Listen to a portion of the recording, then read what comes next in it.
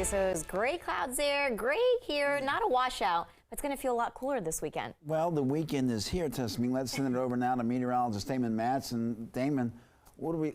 Give us some good news, my friend. Well, you guys caught that too. I was seeing behind Alex there, gray skies down south. It's everywhere, it seems, today on this St. Patrick's Day. And yeah, there's the view here in Washington, D.C. Not the most ideal look there with the gray skies, but overall, despite the cloud cover, it hasn't been the worst day, as those showers have just been very isolated. That's been about it. Hagerstown too, plenty of clouds still hanging on, but you can notice the roadway pretty dry at this moment. The drier air that was still out there this morning kept those showers at bay all the way into the early afternoon before we finally saw a batch of showers reach the ground and make things soggy. It's been quiet for the last couple of hours, but now we're starting to see a few rain showers redevelop back across West Virginia over toward western Maryland. But that's really it at this point, except that we will continue to have some isolated showers in the mix through the first half of the night. By midnight, we're talking about things finally going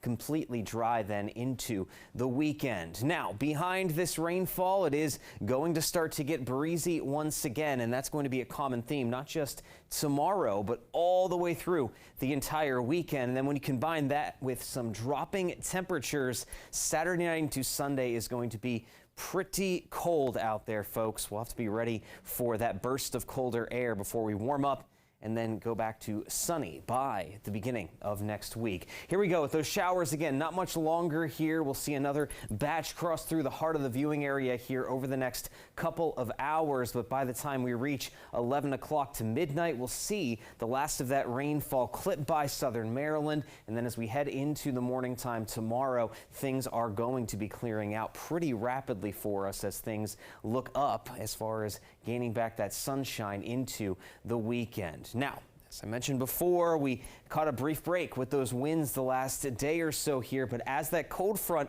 with this system sweeps through and the wind turns west-northwest, it will be breezy once again. We may catch a couple of brief lulls here and there like tomorrow morning, but generally speaking, we're going to see 15 to 25 mile-per-hour winds lasting through the day tomorrow and continuing into the day on Sunday as well. Now, I mentioned earlier, this comes with some dropping temperatures. The wind chill, we'll start to notice it feeling colder out there as we go through the night tonight. We'll warm back up a little bit tomorrow, but here we go, folks. Look at this sharp decrease in the wind chills as we go through your Saturday night into Sunday morning. We're talking single digits to wind chills in the teens out there late Saturday night into Sunday morning. Very, very frigid. So have the hats and gloves ready to go if you're going to be out Saturday night into early Sunday morning. But the good news here is that this chill is going to be short-lived. We will stay in the low to mid 40s out there on Sunday, but then the warm-up begins. Spring arrives on Monday. We'll be back to the low 50s.